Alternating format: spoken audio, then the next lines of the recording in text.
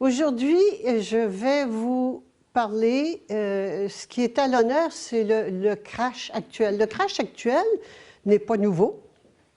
Il date de l'automne 2008. On nous fait croire que c'est fini. Mais qu'il y en aura peut-être d'autres qu'on ne sait pas comment les prévenir. On a identifié toutes les causes, mais on ne sait pas comment prévenir d'autres, qu'il y en aura peut-être d'autres. La vérité, c'est qu'on est dedans depuis 2008 et qu'il ne va aller qu'en s'accélérant, en s'accentuant, jusqu'à la pauvreté totale de tout le monde, parce que c'est le but de l'exercice, de mettre les peuples, les personnes et les peuples à genoux pour arriver à les dominer et les exploiter entièrement et sans problème. On en a parlé souvent, je ne reviendrai pas là-dessus ce matin, juste que vous gardiez en tête le but de cet exercice. Là, on va vous dire, c'est la théorie du complot. Vous savez ce que c'est une théorie, hein? Ça veut dire que c'est pas vrai, mais que c'est une façon de penser. C'est un peu comme si vous me disiez le soleil qui se lève le matin, c'est une théorie. Ça veut dire, ben attends, Guylaine, tous les matins, on voit le soleil se lever. Alors, la théorie du complot, c'est un peu la même chose. Est-ce vraiment une théorie? Tous les matins, on voit le soleil se lever et là, on voit en plein soleil la façon dont fonctionnent les autorités pour mettre leurs moutons au pas, dociles, obéissants, bien servants. Tant que je continue de dire que c'est peut-être une théorie, bien, je n'irai pas voir ce qui se passe. C'est une théorie. Et ce qui se passe ne relève pas, comme on veut bien nous faire croire en ce moment, d'un petit crash qui date de 2 ans, qui a commencé il y a 2 ans, avec les émissions pourries d'hypothèques, les papiers pourris, les dirty papers, appelez-les comme vous voulez, toute la fraude qu'il y a eu au niveau de l'immobilier qui a fait éclater les banques, les maisons de courtage, et l'industrie et l'appauvrissement dans tous les pays. On veut nous faire croire donc que c'est récent, que ça relève de ça. Comme le crash précédent, ça relevait il est arrivé, je ne sais pas quoi. Or, tant que je ne vais pas à la source du problème, je ne trouverai pas la solution. Et tant que je vais rester dans des faux problèmes, je vais trouver des fausses solutions. Et nous sommes très bonnes et très bons là-dedans. Il faut voir que le système financier remonte la mise, parce qu'il s'agit d'un coup d'État, c'est la mainmise de l'argent sur les pays, carrément. C'est l'argent qui mène les pays. Et donc, c'est un coup d'État parce qu'avant, c'était la politique qui menait l'argent, croyait-on, et maintenant, ouvertement, c'est l'argent qui mène la politique. Alors, ça s'appelle un coup d'État. C'est le renversement du pouvoir politique par quelqu'un et par qui? Par l'argent. C'est ça qui se passe en ce moment. Est-ce que ça date d'il y a... Si on revient un petit peu en arrière, déjà en 1980, il y a eu une loi qui permettait d'élargir les hypothèques, de déréglementer considérablement tout le domaine des hypothèques, des prêts, des hypothèques surtout, notamment des hypothèques. Si on revient avant, il y a eu d'autres lois. Il y a eu la loi, entre autres, je vous donne quelques noms comme ça pour que ça soit des points de repère parce que vous allez en entendre parler. Surtout, n'essayez pas d'apprendre rien de ça. Ce sont des génies qui pondent tout le système, les plus brillants de tous, ils mettent ensemble, ils appellent ça des think tanks. Ils sont payés 300 000 $ par année pour penser à des systèmes. Alors, essayez pas de les comprendre. On n'arrivera pas, à moins de passer toute sa vie à étudier pour réaliser que c'est quelque chose qui est en train de sombrer. On va le laisser sombrer, je veux juste vous faire voir que ça ne date pas d'hier, que ça ne date pas seulement de la crise hypothécaire. Depuis toujours, il y a eu des conquérants, des gens qui ont voulu conquérir le monde, dominer le monde. Et ça, c'est pas nouveau, on l'a déjà vu. Je vous réfère des notions qu'on connaît, de monter dans l'échelle sociale. Tout le monde veut monter dans l'échelle sociale. Pourquoi? Parce que j'ai peur d'être dominé. Il faut donc que je domine toujours plus et plus et plus. C'est insatiable.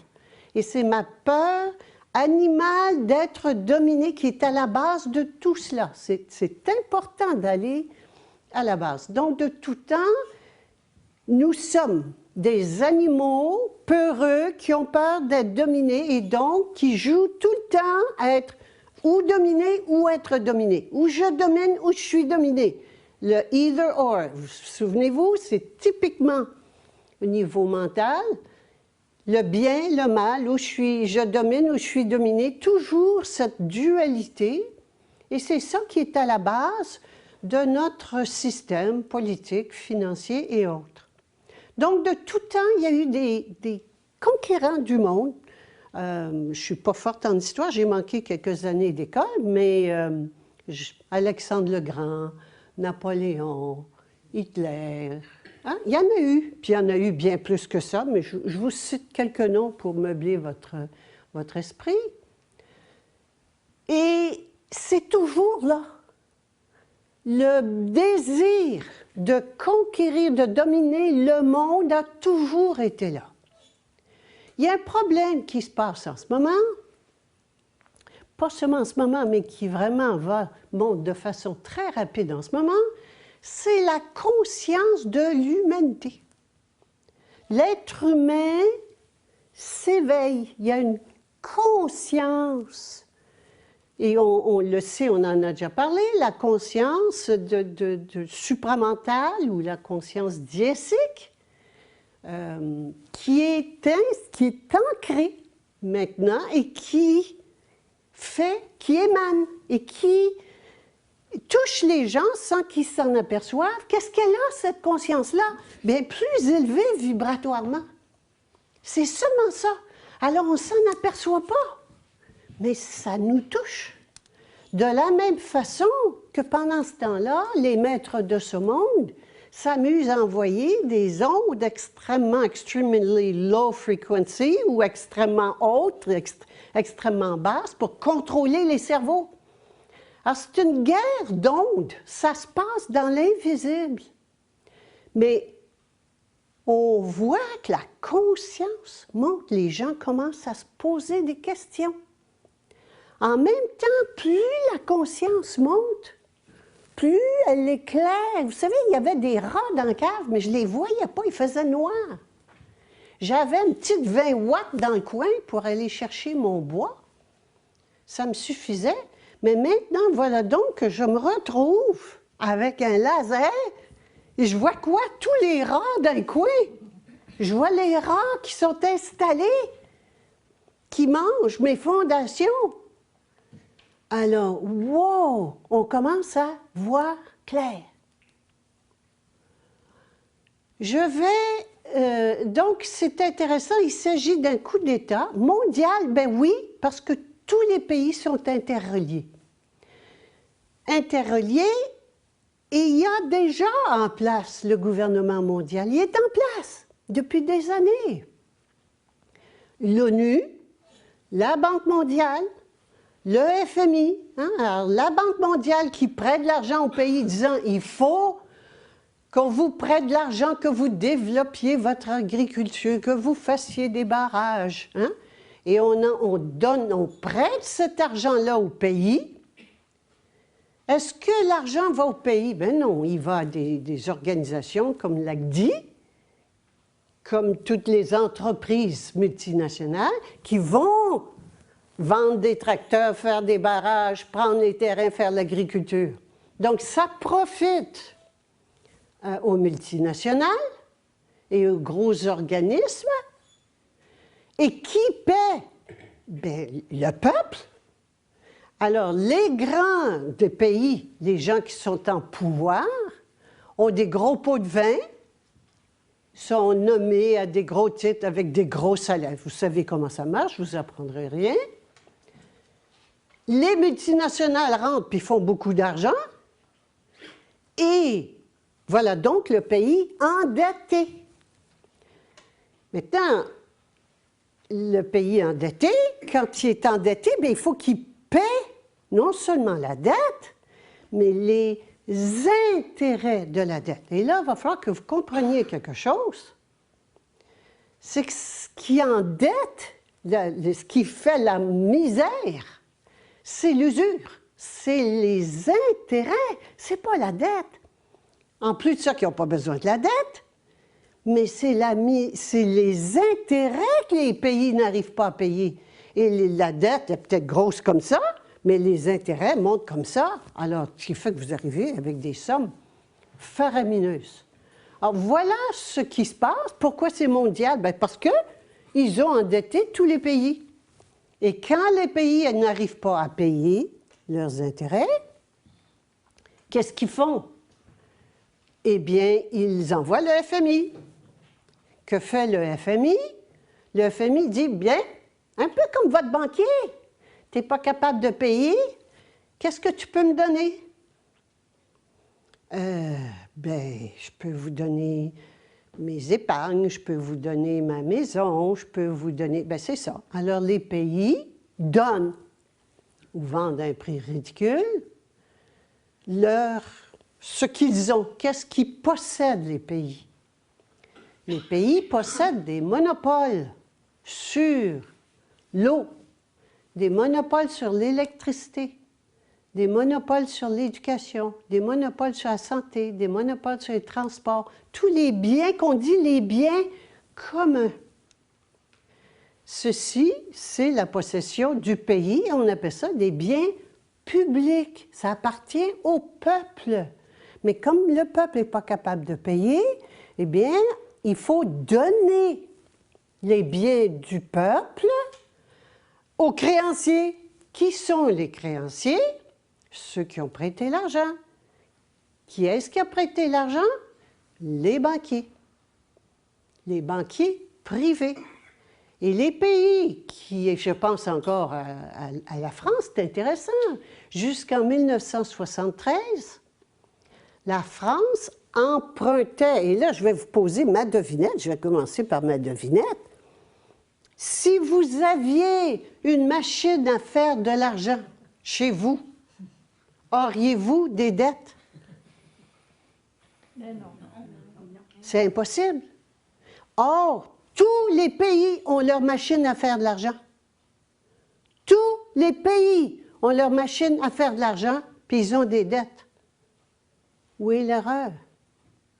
Et là, c'est là le problème concret. On va aller ensuite à la source profonde. Mais le problème concret, c'est que les pays ont cédé leur droit de faire de l'argent aux banques privées.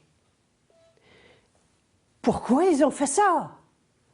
Ah, ça, c'est intéressant. Pourquoi pensez-vous qu'un politicien vende? Parce que finalement, il a vendu. Hein? Qu'est-ce qu'il a fait? Il a donné la clé du poulailler, pas du poulailler, de la bergerie. La clé de la bergerie, il l'a donnée au loup. Parce que celui qui contrôle l'argent contrôle le pays. Et je ne sais pas, je pense que c'était Rothschild ou je ne sais pas lequel qui disait « Je me fous bien de qui fait les lois. Si je contrôle l'argent, je contrôle le pays. » C'est comme ça que ça marche. Or, les gouvernements, chaque gouvernement a sa machine à imprimer de l'argent sans intérêt. mais ce droit-là, il l'a cédé aux banques privées. Un pays comme la France, c'est intéressant parce qu'ils avaient la Banque de France, le pays empruntait de la Banque de France, mais la Banque de France appartenait au pays, c'était public. En 1973, ils ont passé une loi interdisant au pays d'emprunter de la Banque de France sans intérêt. Il a fallu que le pays aille emprunter sur les marchés financiers internationaux avec intérêt. Alors, ça a été vendu. C'est pas compliqué, là. Ils ont vendu leur machine à faire de l'argent. Ils l'ont vendu aux banquiers. Pourquoi font-ils cela? Pourquoi ont-ils fait cela? Un politicien, c'est un politicien. Hein? Il gouverne et ment. C'est achetable. Ça a des besoins de grosses carottes, dont le prestige, le pouvoir, l'argent, le prestige. Les politiciens sont des gens achetables et achetés. Pour rentrer en politique, il faut être soutenu, il faut être acheté, puis des gens qui payent, puis il faut retourner l'ascenseur. Le système est véreux et vicié au départ. Aux États-Unis, j'écoutais l'autre jour, il y a 5 lobbyistes pour un représentant. 5 lobbyistes. C'est quoi un lobbyiste? C'est quelqu'un qui est payé, et bien payé, pour aller faire passer ses intérêts privés auprès des politiciens. Alors, les politiciens sont comme nous, ils sont corrompus. Ils ne sont pas différents de nous, ce sont des êtres humains comme nous. Nous sommes toutes et tous corrompus. Nous vendons toutes et tous notre âme pour ces biens que l'on veut. Pouvoir, argent, prestige, et je ne parle même pas du sexe. Je ne parle même pas du sexe. Alors, sachons ça. Maintenant, on va regarder qu'est-ce qu'on va faire avec ça. Le coup d'État fait que c'est la mainmise carrément. Il n'y a plus, donc, complètement la mainmise de l'argent sur les pays, sur le gouvernement. Alors, on va regarder maintenant ce qu'on peut faire avec ça. On a 3 joies, et je reviens à ça. Là, ici, vous avez en condensé un cours de HEC et de sciences politiques. Perdez pas votre temps à aller à l'école. Tout est là-dedans. C'est aussi simple que cela. Ceci, c'est le triangle, c'est pas la première fois qu'on le voit ensemble, c'est le triangle que j'ai découvert, et donc je veux lui rendre hommage, M. Karpman, qui a inventé ce triangle en 1968, qui est le triangle dramatique. Il s'appelle le triangle dramatique de Karpman. Donc, c'est toujours un drame où il y a 3 personnages. Il y a la victime, le bourreau ou persécuteur, vous allez voir l'un ou l'autre dans les livres, et le sauveur, sauveteur, sauveur. Donc, il y a 3 personnages. Il y a un méchant loup, donc. Il y a le méchant loup, la victime, le mouton est victime du méchant loup, a peur du méchant loup, et donc, ça lui prend un sauveur pour la protéger. Est-ce que vous reconnaissez quelque analogie avec notre système personnel et social? Hein? Ça s'applique aussi bien à la société qu'à moi.